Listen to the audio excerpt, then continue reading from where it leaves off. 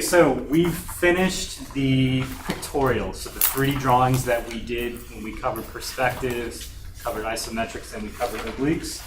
Now we're going to start talking about multi-view sketches and multi-views that are not three-dimensional. So these are going to be two-dimensional drawings of how we see the different sides of an object. So a multi-view drawing will show two or more sides of a three-dimensional object. The multi-view provides the shape description for that object, meaning I identify the contour. And when we combine the multi-view drawing with dimensions, it serves as the main form of communication between the designer of a product or object and the person who's going to be manufacturing that for us. So this would be an example then. If I'm the designer of the chair, I'm going to provide the different views of that chair. This is a multi-view drawing, along with a pictorial to show what these would look like three-dimensionally. So this is my isometric view of that chair. We would need dimensions if we wanted to build this, so that would be included on the drawing as well. So this would be more common in the type of multi-view drawing that we would do. Right? This is a geometric shape or geometric object. I would do a layout of the top, the front, and the right view of this object, and then add dimensions as a way of communicating the sizes for the different parts of that object. So all three-dimensional objects have width, height, and depth. So I can describe the size of the object using the terms width, height, and depth. The width is associated with the object's side-to-side dimension. So if I'm looking at the front of the object, from the right side to the left side of that object would be considered the width. The height is from the object's top to the bottom dimension or distance, and the depth is associated with the object's front to back. And so the front of the object to the back is the depth for an object. If this is the object that we were creating a multi-view drawing for, my top view would be the view of me looking directly down on this object. So a perpendicular view of this object looking directly down. This would be what I see from the top. If I were to take that object then and rotate it 90 degrees, I get what I would see from the front of the object. So my view looking directly at the front, and then rotate it again, I get the right view. Okay? Because these drawings are based on the same object, they share the same height, width, and depth. So what I mean by that is the front view of the object and the right view of the object share the same height. If I were to measure the distance between here and here on my front view, I could simply pull this line across, and that's exactly where that measurement would be on the other view. Okay? My top and my front share the same width, and then my top and my right share the same depth. So every view has one measure in common with the other two views. So we're going to talk about orthographic projection as the technique for creating a multi-view drawing. Right? The training wheel is the simplest way to start or think about this process. Okay? The idea is that any projection of the features of an object onto an imaginary plane is our orthographic projection. And the projection of the features of the object made by lines of sight that are perpendicular to the planar feature. So when I draw a multi-view drawing, I'm looking at that surface and I'm not considering depth, just what I would see if I were looking directly at it at a 90-degree angle. Okay. So we're going to use the orthographic projection with what's called a glass box to create our drawings. Okay, we've talked about glass boxes for doing some more pictorials. Today in our activity we'll make a physical glass box that we can put our objects in. Okay. So the glass box has 6 sides. My object has 6 sides. If I place the object within the box, the idea is now I'm going to look at each of the sides and project out what I see onto my box.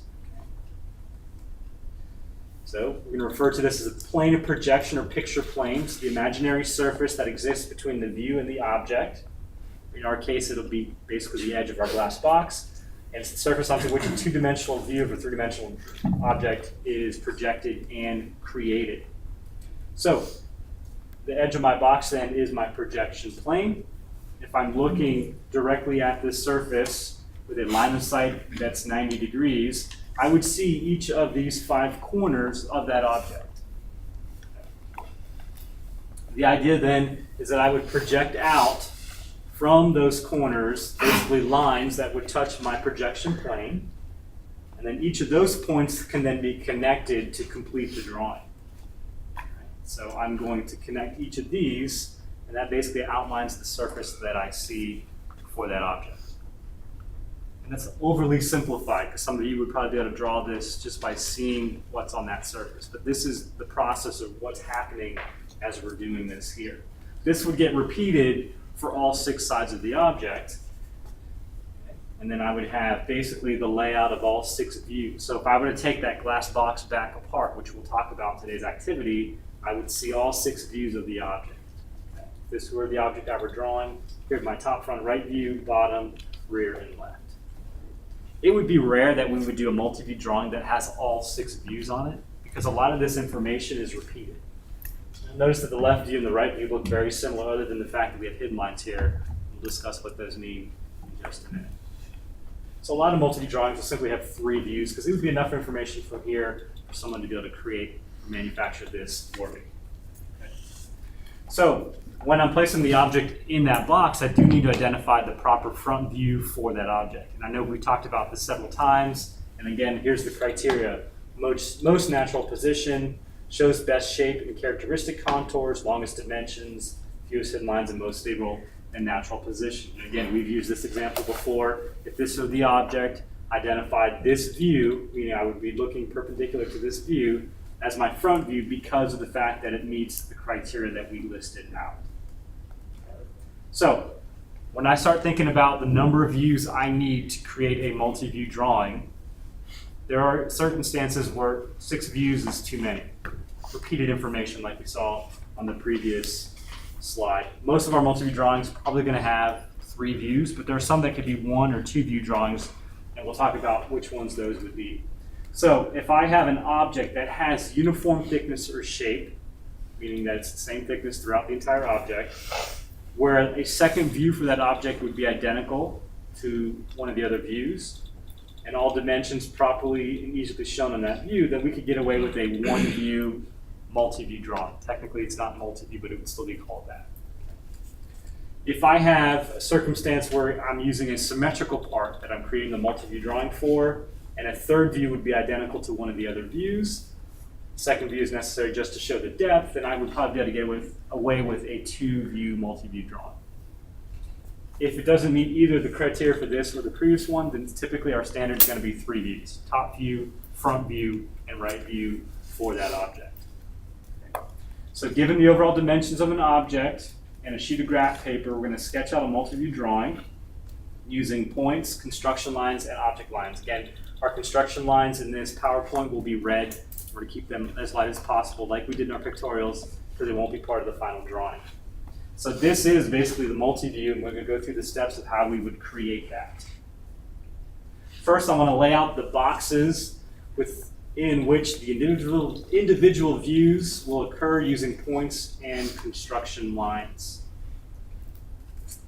So I'm using red as my construction lines, and I'm laying out in the proper orientation the space that would be needed for each of the views. So the overall width here for where my front view is going to go is based on the dimension for this line here. That's the width of my object.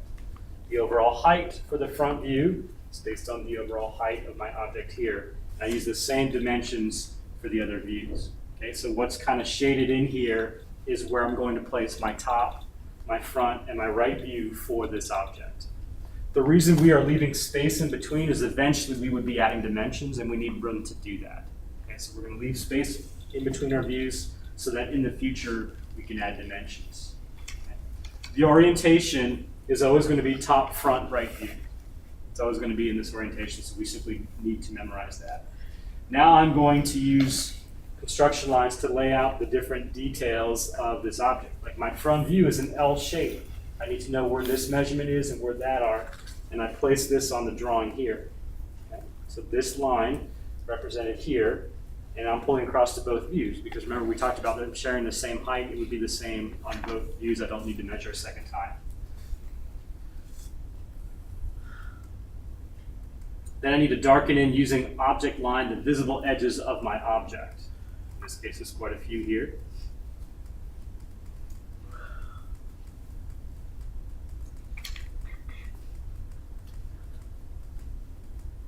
Last step is to identify hidden lines within our object. And we haven't used hidden lines before. We use construction lines and we use object lines. A hidden line is a line that's drawn as short dashes, and it represents information on a view that cannot be seen from that view. What I mean by that is, if I'm drawing the front view, meaning I'm looking at the front and that's all I can see, I have no way of knowing that this portion has been cut out or that this portion has been cut out. So to show that on the front view, I would add hidden lines to represent there's information that can't be seen from this view. So when I look at the drawings here, I know that this is what's been cut out, which cannot be seen on my front view. I simply pull this line directly down and I'm going to draw dashed lines. Same with the right, this part has been cut out, dashed lines on my front view. So I'm drawing these dashed lines here to represent what can't be seen from that. All right, quick question, and this is a way to think about the importance of multi-view drawings and the number of views. Each of these blocks has the same overall dimension and color. What else do they have in common? Common answers would be tonal shading, that's correct. But if we're thinking about multi-views, and I were to draw the top view for each of these blocks, they would be identical. The top view would look exactly the same for each of these, but I'm noticing that the shape is completely different, so obviously I would need more views to identify the actual shape of that object. A front view would probably need it, maybe a third view in this case. So all of these objects share the same top view. Let's talk about today's activity. We're starting 2.3, which is the glass box activity. And we're actually going to build our glass box. So our goal is to be able to build one of these. We're going to start by using what's called a cube net. It's been printed out for you. Okay, there's a couple steps that we would go through to cut this out, fold the edges, but when we're done, we're going to get our actual cube. Okay, this is going to serve as the glass box for the object that we're going to draw today. Okay. I put just enough tape for this to hold together. I don't want to tape it down so much that I can't get everything back apart, because when we're done, we need to be able to unfold it again. You're also going to be using linking cubes. You'll have 6 cubes, and with those you'll design basically a puzzle cube piece that we'll put inside our glass box. So the design is going to be up to you. So let's say I'm using these linking cubes and I come up with a design. I need to identify the proper front view for this object, and we can go back and look at the criteria for that.